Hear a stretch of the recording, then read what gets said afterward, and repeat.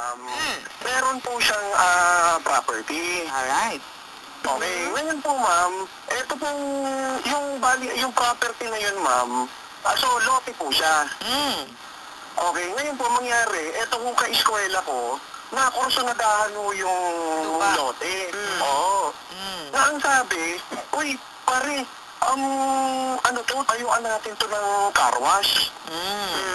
Ngayon po, yung car wash ma'am, kasi uso po yung car wash, tapos merong kainan para abang kunyari, nagpapa-car wash yung kayo, parang naiinip. Opo, so parang may coffee shop, something like that. May something, may snack house lang siya sa tabi. Okay. Ngayon ma'am, edi syempre po, di tinanong ko sa kapatid ko. Edi ngayon, okay naman dahil kapatid ko nga po, kumbaga, mahal naman ho ako noon. So, okay naman siya. Ngayon, di sinabi ho nung ka-eskwela ko na, sige, kung ano kuya, upahan mo namin to. Sabi namin gano'n. Di nagsabi naman ho tong kapatid ko na wala namang problema kahit hindi nyo na upahan. Ngayon, maganda nito, hati na lang tayo sa anong kikitain. Opo, sa anong kikitain. So, eto na po. So tinayo namin.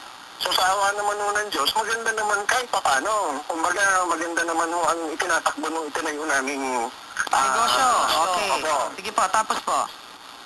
So ngayon ma'am, bali kami naman, so kami nitong ka-eskwela ko ma'am, kumbaga nagtayo kami ng parang partnership. So kayo namuhunan, ano yung partnership nyo? May papel na kayong dalawa, wala ho, o salita lang? Hindi po, bali meron po, so parang siyang kumpanya or na ngayon po, labas po dito yung kapatid ko. Okay. So, in short, eto na, tumatakbo na ho ito, siguro mga 3 taon na. Tama, 3 taon na ho. Tagal na pala, okay. Ito po ang senaryo, ma'am. So, ngayon, siyempre, kumikita ko, so, binibigyan na, inaabotan po namin. Si kuya. Itong kapatid ko. Okay. Ngayon, ang tanong ko po ito, dumating kasi yung punto na gagamitin na ho ng kapatid ko. Oh, yes. Yung property. Opo. Ngayon, wala naman kaming kontrata noon. Wala naman kaming kontrata na eto kumbaga kami. So, in short, anong nangyari? Kasi medyo nakakailang minuto na. Anong nangyari? Ano problema? So, ang tanong po ma'am, sa akin, okay naman na umalis kami. So, sinabi ko dito sa ka-eskwela ko, na naging partner ko dito, na hindi tayo pwedeng paalisin dyan. Ikaw nagsabi?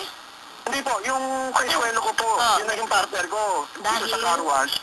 Dahil nga po, nag-aabot naman kami. Hindi. Bibigay. So, ikaw ba okay lang na umalis ka? Kapatid mo yun eh. Opo ma'am, wala pong, in fact, lang po kami, nakikigamit lang. Pero alright, alam ko na yung problema, ayaw umalis, in short, ng kanyang kaibigan. Alright, ang tanong niya, dahil nagbibigay daw sila, may karapatan ba sila? May kontrata kayo, wala? Wala po. Okay, attorney. Okay, very clear naman kasi na by tolerance lang yung pag-stay nyo or pag-occupy nyo ng property ni kuya, ni kapatid. Opo. So definitely, anytime, pwede kayong paalisin. Lalo na personal na yung gusto niya mangyari dyan, personal need niya na yung reason. Kung bakit kailangan kayo umalis. Kailan ba nag-demand si kuya? Ano po yun ma'am, nung nakaraang,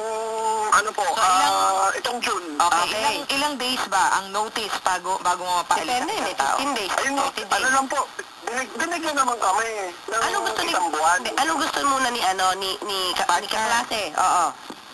Hindi, ang gusto po nung eskwela ko ma'am, kumbaga, huwag daw kaming umalis kasi nga may karapatan daw kami dahil nagbabayad pa. Okay, pakisabi kay kaklase, ganito na lang.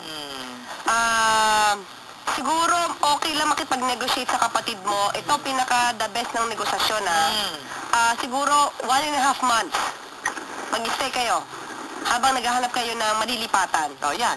Pero ano na yun? Medyo fair na yun. Pero sige. Definitely wala kayong karapatan na mag-stay. Kasi wala kayong kontrata at kahit sabihin natin may kontrata kayo, ang may-ari siya pa rin ang manginibabaw, yung welfare na manginibabaw. So pagka personal niya ng pangangailangan, ang reason, anytime pwede kayong paalisin. Alright, so yun. Anytime pwede. Sabi mo kayo kaklase.